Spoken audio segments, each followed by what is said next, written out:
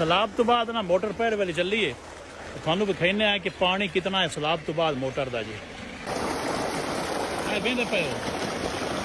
ओलू के उत्तों निकलता पाया ये 15 की मोटर है तो पानी हम बनता पाया 20 जितना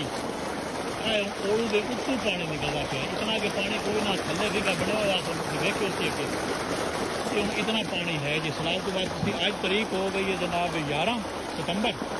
तो 11 सितंबर जनाब 11 सॉरी अक्तूबर 11 अक्तूबर में मोटर चली है जनाब बड़ी औखी हो के खूब दिखाने किमें से चलाई